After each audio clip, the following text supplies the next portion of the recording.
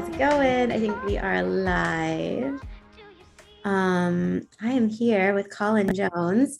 If you are catching us live, say hi. If you're catching this on replay, type replay. So I know that you're seeing it. Hi, if you're catching this on replay, mute that. There we go. We should be live. And we do have some people watching us already. So make sure you say hi. If you're catching us live, if you're catching this on replay, type replay so that we know that you are here. You are watching a live recording of a podcast today. We're interviewing Colin Jones, who's the CEO of the Societies of Photographers based out of Liverpool. Yeah, close enough. I almost said London again, and I was like, no, it's 4 hours north of London. Yeah, sure. Yeah. There we go. All right. So if you are catching this on replay, type replay, write the day and time that you see it so that we know that it's still being seen and it's bumping in the algorithm. If you're joining us live, say hi. And if you have any questions, just type them in the comments. I'll make sure I come back to them at the end of the podcast. Okay. So we're going to go ahead and I'm going to get this bio up so I can read it. All right. So I'm going to just go ahead and I'll read your bio first, and then I'll start by introducing myself. That way they can cut the bio whenever they produce the podcast. Okay. Having been brought up in photography and from a very young age been involved with running photographic organizations, Colin Jones has a unique perspective and a large knowledge on the photographic industry, with particular emphasis on the trade side of the industry. As CEO for the Societies of Photographers, Colin's role is to oversee the day-to-day running of the organization, from membership recruitment, renewals, expanding and updating the benefits of membership, London Photo Convention organizer, heading up the roadshows team, providing content and part designing the magazine professional image maker, website design and content creation, as well as business development. Colin also works closely with the trade to help them reach photographers through advertising and trade shows. This enables the Societies of Photographers to provide free education and training for photographers. Out of hours, Colin is immensely proud to be a volunteer crew member for Real RNLI Lifeboat, helping save lives at seas. His roles on station include deputy mechanic and navigator on the all-weather lifeboat and helm on the inshore lifeboat. Colin is also an acoustic musician, playing acoustic-style gigs in his local area around North Wales, as well as releasing original music on Spotify, iTunes, and Amazon Music. Hello, guys. My name is Jen Bruno-Smith, and I'm here with Colin Jones. I'm super excited to have you here with me. Thank you so much for joining us today. It's amazing to be invited. Thank you so much for having me. Yeah, of course. It's so good to see you. We've been kind of chatting back and forth over email, so over a DM, I guess. So it's great to have you here. And you're a little bit ahead of us, so I appreciate you joining us at the end of our workday and accommodating our Eastern time zone over here. So thank you. It's a fantastic way to end the weekend to chat with you about all things photographic. So I'm looking forward to it. I love that. Okay, so you are the CEO of this organization in London, and I have to say, I don't know much about it. I know how, photography organizations run here in the States, but I don't really know much about how they run in other countries. So I have a bunch of questions about that. And I'd love to know some of the differences. And when I think about trade shows, I know you do road shows too. So I'd really like to kind of talk about that, because I think that's a really cool idea. So tell me first about the organization, like what it is, how it started. Sure. So the Societies of Photographers, we help photographers with their photography, so improving their photography, and help them build a more profitable and premium business with, a list of benefits of membership. So just to kind of cut it down in a nutshell, so we're not taking up too much time. We offer services like we do mentoring for photographers. We run monthly image competitions. We have online networking places. So we've got an online forum, we've got a members Facebook group, so you can network with fellow photographers. We also have a qualification system over here, so you can submit your work and become a qualified photographer of our association. From the business side, we do online listings, so we can link back to your website. We get discounts on products and services, business advice. We also do a lot of webinars, which crosses over between the helping photographers improve their photography and their business. So we do lots of help with marketing and stuff like that. So in a nutshell, yeah, we're just here to support photographers, make better pictures, and hopefully earn a bit more money doing it at the same time. That's great. So how long, when did it start? When did you build this, or are you No, um this was the helping? originally the Society of Photographers is one of its better ways of being known is the SWPP, which is the Society of Wedding and Portrait Photographers. That was actually devised by another association here in the UK called the Master Photographers Association. They were at the time they were full-time photographers only were allowed to join. So if you're a part-time photographer, there was kind of no real place in the market for you to be able to join an association. So the MPA at the time, they made the SWPP back in the late 80s, and from the SWPP, my dad took that over in about 1999. And then from there, we've built it up. So now we have a fantastic range of photographers, not just wedding portrait photographers, but we also have nature and wildlife photographers. We've got fashion photographers, commercial photographers, travel photographers, and any kind of photographer in between. We're so fortunate to have a fantastic range of photographers within our membership. So it's kind of built from there, which is why we're now known as the Societies of Photographers, because we started off as I say, just wedding and portraits, and we've expanded out to become quite an all-inclusive society. It's a great name. I love it. It's a tongue twister anyway. No, it's a great name. It sounds very British. For those of us in the States, whenever I first saw it, I was like, well, that is the perfect name for an organization in the UK. But I love it. It's a great name for it. So how many photographers are in your organization? So we have 5,000 members as part of our association. And as I said, they're covering all different types of photography.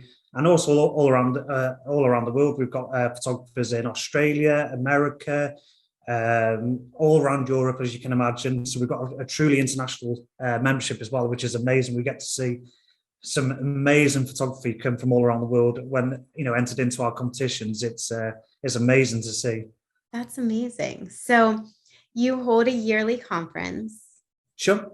But then you also do road shows, which Yes. I've never heard of this before. I started becoming involved in your organization. And I think it's such a cool idea. And as far as I know, I don't think this happens here with any other organizations that we have here. So, and people who are watching or listening, if you're listening to podcasts or watching on YouTube, correct me if I'm wrong, please. And I know people will they will correct me. So, and I encourage it. But yeah, so tell me more about a road show. How many do you do? Like, tell me all about it. I'm super interested in how this works. So I think the road shows, they're kind of they came from originally like the convention. So we were in the London Photography Convention, which is back when my dad was a photographer. He used to kind of spend all his year working towards making enough money to go over to WPPI in Las Vegas. Yeah. And that would be our vacation as well as a business trip at the same time. So kind of like, as it was mentioned in the bio, I've always been in associations since I was a child, really, been dragged along to different expos and conferences around the world. But my dad's favorite was always going over to WPPI. And we didn't have anything like that in the UK at the time. It wasn't something that was available in the UK. So, that's why we had to travel over to America to do that. So that's where the kind of our convention comes from, and the ideas behind it come from WPPI. But of course, that's just once a year, and it's down in London, and it's a great event. It's a massive event, really big. But you kind of get the throughout the year, you kind of miss that camaraderie of meeting other photographers and seeing the trade and getting the education. So what we decided to do was take that onto the road. So we go around the UK and Ireland. So we've done 9 shows this year. We've done 6 so far, and we've got 3 in a couple of weeks' time, another set of 3. And basically, we just kind of go on like a mini tour. So we will start off in one place on a Tuesday, and there's free masterclasses for other days, so photographers can come along and enjoy the education that's available. And alongside that, there's the trade shows. So we have the likes of Canon and Sony and some of our retailers over here, and some of the labs like Loxley Colour and Digital Lab and One Vision. They're all there showing the later kind of products that are available for photographers. So they're just fantastic days. And of course, once you get a bunch of photographers in one room, the networking opportunities are just amazing. You can see people, really forming friendships in the industry, which is really vital. It's quite a small industry over in the UK, and a lot of photographers work on their own. So by forming these kind of like friendships with other local photographers, when you need a hand, say you've got a big event coming up and you need two photographers, or you want to run some ideas past someone, having someone to bounce ideas off and all that kind of stuff. That's a massive plus point to going to any photographic event. Everyone I've ever been to has been just so friendly and welcoming and open. So I'd really encourage people just to go to the local events. But yeah, that's another reason why we do them, just to get people together and sharing the passion of photography. So how many roadshows do you do a year? So we do nine roadshows a year, typically. As I say, we've done 6 already this year, and we've got 3 more coming up. We normally spread them over 12 months, but because of everything that's happened in the last couple of years, we decided to start the year off really quick and get them all done and dusted, and just kind of get the photographic world back in the UK up and going again, and getting photographers to see the latest products. There's been some amazing launches, some really good products out, during the last couple of years where we've not been able to come see stuff. So getting out nice and early so we could show off these products has just been really, really good fun. So when you're doing the road shows, is it like multiple days or is it one day? Sure, yeah, so multiple days. So we normally do Tuesday, Wednesday, Thursday. So we do the show in the day, travel at night, stay at a hotel, do the show the next day, and travel on again to the next place. So it's quite a tiring week, but great to see so many people in one big go. And because we travel as like a unit, as so to speak, so we've got the camaraderie of the trade at night. So it's not just a case of being at the trade show in the day. We all follow each other and stay in the same hotels at night, and get to meet up for dinner and drinks in the evening, which is brilliant as well. That's awesome. So how many people typically come to the road shows?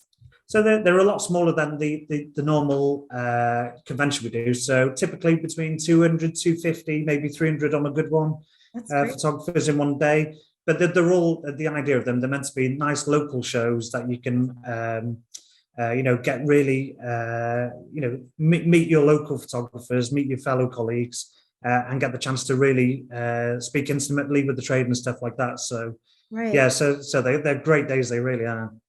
So then your main conference, your big conference, tell us when that is. So that's in our next one is in March, and I knew you were going to ask that, and I keep forgetting the date, but it's Wednesday the 15th until Saturday the 18th of March 2023, and it's a fantastic 4 days, all on education, with a big trade show, lots going on. It's a really great event, and that's held in the Novotel in Hammersmith in London. That sounds amazing. It's a brilliant event. It's pretty much like the conferences you guys get out in America. There's so much going on. We have masterclasses, which I think you would class them as platform classes in the US. Yes. We also have super classes, which are more intimate, 15 people. So you can do lighting or you can do posing and get really intimate, and get the chance to actually, direct people and have a go yourself. We also have a 20x16 competition, which is judged live at the event. So you can submit your 20x16 prints, go along to the judging and watch the judges critiquing and scoring the images, which is just an amazing education experience. Everybody what goes to watch the judging comes back with lots of ideas, a real fantastic appreciation of the judging process, and what the judges are really looking for when it comes to, when they're scoring those higher prints. Sometimes just the finer details is all it takes to take your image from a merit category up until the next, outstanding or, exceptional kind of categories. Right.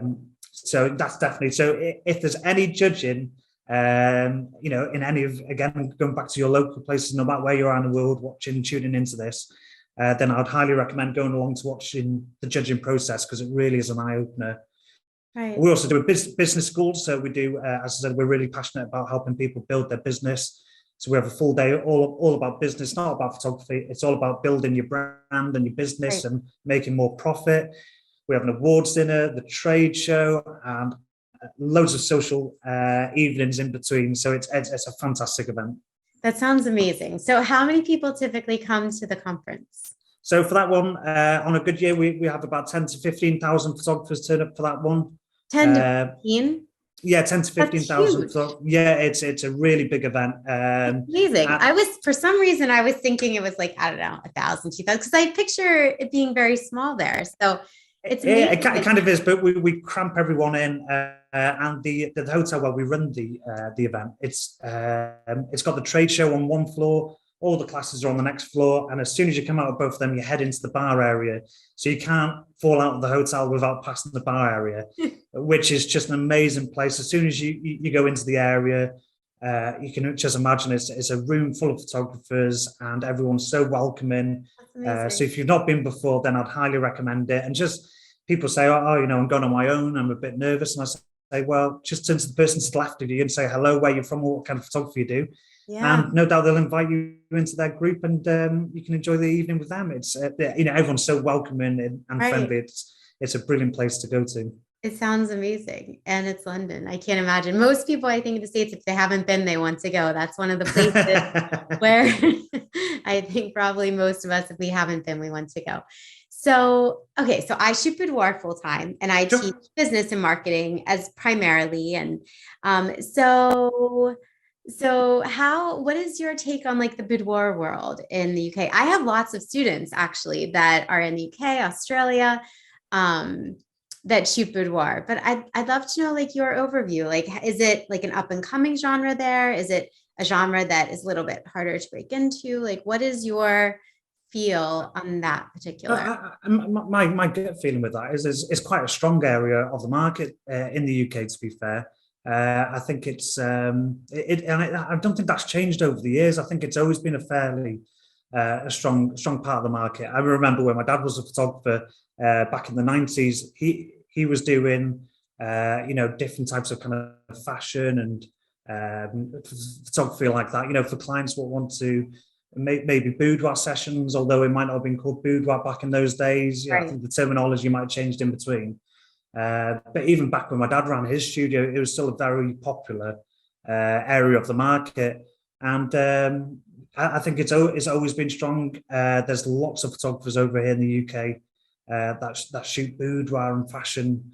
And I can't see that changing. I think it's always going to be a strong market for photographers. Yeah, I agree. I think it was one of the few genres that was not affected by COVID here in the States. I mean, we were affected a little. I mean, there was about 3 months where I shut down, but then after that, once we were allowed to work again, I actually made more because people had a lot more disposable income. They weren't going on vacations. They weren't going out to eat. They really weren't going shopping because they were at home. So business was really strong for boudoir photographers, especially during that time. So it's good to hear that it was probably the same there, I guess. Yeah, I think so. I think the only thing that's probably changed over the years, in the last 15 years, maybe it's just the style of it, but I suppose that's with every type of photography. Style has changed over the years, but I mean, that's the only thing I can really think of. The market's always kind of been there. Right. And as I said, it's always been a strong market. I'd say the only thing that really has changed is just the style of it. I suppose when we go back and look at any photo from the mid 90s, we look old and dated now, but there you go. But yeah, no, it's good. So I can't help but think, I wonder if our dads came across each other in their travels, because my dad was also a photographer in the 80s and 90s, a really good one. He actually won the wedding photographer of the year at WPPI in 1983. So I actually went to a lot of these conferences with him too as a child. So no way. Well, possibly we've crossed paths as we were running through the expo halls as kids, maybe. I don't know. So I'm sitting here wondering that as you're talking, but yeah, it's crazy, like how kind of the itch. I think friends in the family sometimes. Sure, yeah. I mean, my WPPI days go back to when it was back in the Sands Expo Centre. So that's kind of when I first started going, and then Tropicana and all those kind of ones. So yeah, did quite a few of them over the years. Yeah, he won. It was at Caesars whenever he Okay. back in the day. It was a long time ago. But yeah, yeah. So do you shoot too? Do you run, is this full time running this organization? Sure. So my full-time job is running the association, and I really see myself as I'm there to enable photographers to enjoy their photography and Yeah. to build to take better pictures and build their skills and their knowledge on photography, and hopefully build a better and more profitable business. That's where I see myself. So I don't actually shoot myself, although I've always been in the photography industry. My granddad was a photographer, my dad was a Wow. photographer, and pretty much all my working life I've been in the photography industry. But Great. yeah, I see myself as there to help photographers rather than shoot myself. As you said in my bio when you were reading out before, my hobbies outside of work or photography is I work. I'm a volunteer for the RNLI, which is like the Coast Guards out here for you. That's So that's going to see. We don't do customs, immigration, all that kind of stuff. We're just there as a search and rescue service. wow. And then I'm also an acoustic musician, so I go out and I play gigs in the local pubs and clubs, Awesome. and that's kind of like my distraction at the weekends. So Yeah. that's good fun as well. That's great. So I'm sure you have, you probably know so many experienced photographers and you probably, come into contact with so many very successful people. One thing that I get asked a lot by photographers is what piece of advice do you have for new photographers? So I always like, I guess, asking people I interview, what is the best piece of advice you have for new photographers? And then the best piece of advice for photographers who are in it, like running a business full time, like in the weeds with it. What is your best advice for both? So anyone new to the industry and just getting into photography, my advice is solidly get education. Invest in good education, not just only in photography, but in business as well. Right. It's something that we see quite often. It's something that we're really passionate about, is seeing people invest in their training, and within a shorter space of time, they're getting to where they want to be as a photographer, rather than taking the hard route of trying to learn it all by yourself and make the mistakes that so many people have made in the past. Right. You can take that shortcut and get to where you want to be a lot quicker if you invest in that training with the right people. Go out and find somebody who you enjoy their photography or the way they market themselves or whatever it may be, and invest in their training platforms. There's plenty out there to choose from. So go and have a good look around and do that. So that, and also joining something. I know it sounds like I'm rubbing my own back here, but joining an association, whether that's a local one or one like ourselves, which is an international, or WPPI or PPA or whatever it may be. Join an association and get involved.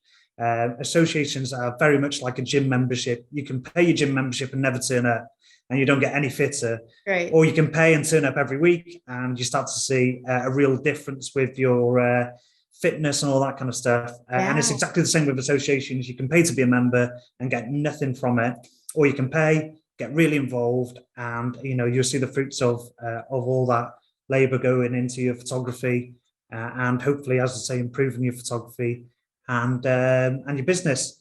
Yeah. For people in the thick of it and already being a photographer for a long time, again, I think education is still really important. I think having a continual professional development program is something that's really important to any business, whether it's photography or anything else out there. Investing in that. Whether it's new trends to the market. Business is changing so rapidly, and in fact, we were just talking about it just before we went live with the podcast. Was you're looking at different social media platforms like TikTok or Instagram and stuff like that, and they're changing so rapidly. Then I think education to someone who's been in the game 20, 30 years is still really important. And it might not be that you need the education on lighting or posing or something like that. It might be just keeping up to date with the local, the new social media networks. So that, and That's a master class in itself. So yeah, of course it is. Yeah, and yeah, we've done lots of webinars about social media and how to best utilize different platforms. And we haven't even scratched the surface of it. We've just done a very brief outlook, and that's hours of content. So sure. yeah, you're exactly right. It's a masterclass on its own. Just learning to be an Instagram, very good on that and getting business from it. So yeah, Yeah. there's always opportunities for self-improvement, no matter where you are on the journey of photography. Something that shocked some of my students the other day is I told them that I actually had hired a coach to coach me for TikTok. I needed a social media manager because it got to the point where I was just getting exhausted coming up with new content and I needed someone to help me. So I've been working with her since March, probably. And sometimes you just, even like coaches need coaches. You just need someone sometimes to be like, hey, Jen, you're not doing what you need to do. Like, come on, let's go. And it helps. 100%. That goes back to what I was just saying before. No matter where you are on your journey, there's always somebody who can give you a fresh perspective, a different Right. look, outlook, and all that kind of stuff. So even if you have been in the industry, we're saying before, when it comes to like boudoir photography and stuff like that, from the 90s to now, the style has changed quite massively. Absolutely. So you might have been a boudoir photographer for 20 years, but maybe that's the training that you need to look at. What's the new styles, what's the what are the audience in your area expecting, and all that kind of stuff. Right. So there's always something to learn, and that's something that I'm really passionate about, is that continual education and improvement and self-improvement and stuff like that. I love that. Well, let's hop over to the Facebook group. I might get a ton of popping up. Oh, here we go. Oh, just a few. All right. So we have a few comments here. Sue Bruce said, how have I not heard of you, Colin? So Sue Bruce is amazing. She's an amazing photographer. Mark Laurie said, hi, Colin. Great to hear from you. Mark, great to see you, Mark. Sue added, I'm from the UK, but live in the USA. Curious if so Sue is a very talented photographer that does fetish, kink, erotica. And so she's curious if there's any interest in the fetish, kink, erotica genre. Several UK photographers in my group, I would be interested in instructional, educational opportunities. Okay, cool. Yeah, so some of our members that have been in the association for a long time, that's where they kind of started off. One name what springs to mind is Damien McKillicuddy. He shot all kinds of genres of photography, from newborn photography to commercial photography. But one of the biggest aspects that he was well known for was the kind of latex modeling side of photography. And that's what he did for many years, and he does lots of education on that. So I think also, so when I think of like, I guess photography in England, like UK in general, I think of like very prim and proper and like technical, just maybe because that's like my cultural, like, like idea of what that culture is over there. So I guess, and Sue, I kind of touched on this when I asked about the popularity of boudoir, but I think Sue is asking you more directly, like, is there a market for like kink, erotica, Yeah, that side? 100%. It's obviously not the market's not as big as boudoir and stuff like that, but there's certainly a niche market for it. And I can think of photographers over here that are doing just that, and that's their only kind of genre they shoot. There's as you kind of say, you think everyone's kind of like prim and proper, but I think it's as diverse over here as it is over in the States. To be honest, we've got some people that do shoot that very classical style of photography, but we've got some people that shoot very modern or urban or everything in between. So yeah, there's nothing that's kind of like different over here to what it is over there. That's awesome. Yeah, I think, there's so many different facets to boudoir. And people sometimes get very like focused in on like, what is boudoir? But I think it's great to just, accept all the parts of it and that different people can really shoot different things. And Sue said, yes, that's what I'm asking. Some of my UK photographers seem a little afraid. It's an emerging market, I think. And that's also I'd agree with that. Yeah, I'd agree with that. Yeah. I think that's cultural change as well. That's not just, down to photography or all that kind of stuff. Yeah. I think people, in this society at the moment are becoming a lot more open-minded and a lot more open to ideas. And even if it's not something that they would particularly, go down that route, they can appreciate that some people would. So, I think it is an emerging market. I know people myself that do that style of shooting quite well, and and earn good money from it. So yeah, the possibilities are there. Yeah, I feel like in the US too, it's much less prevalent, I guess, than now.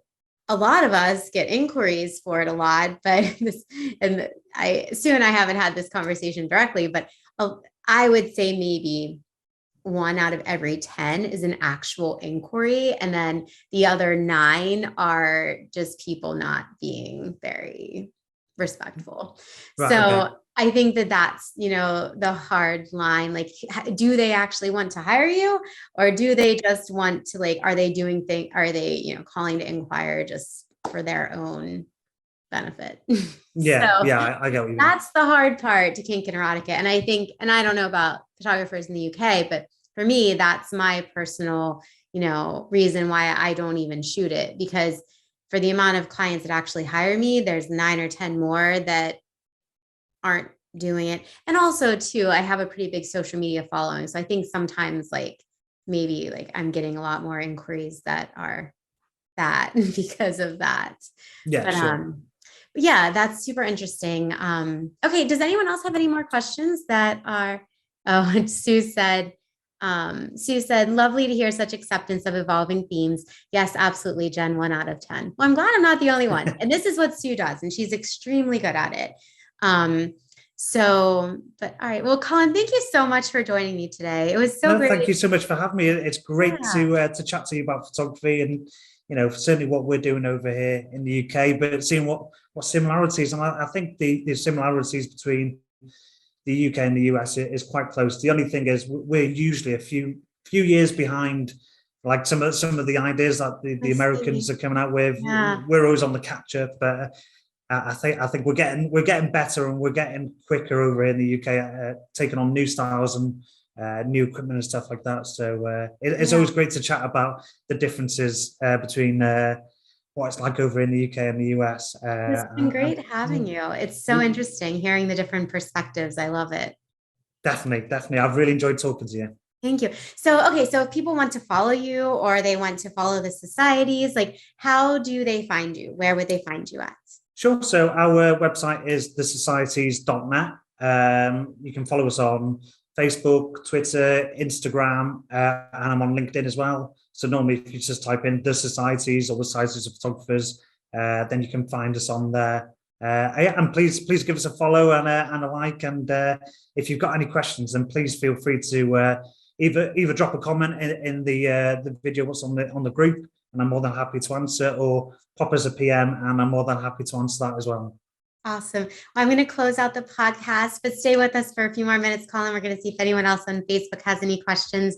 I'm Jen Bruno-Smith. You can find me at the High Rollers Club on Facebook. You can find me at the highrollersclub.io, which is our website. We're so glad to have Colin here with us from the Societies of Photographers in the UK. Thank you so much for making time today.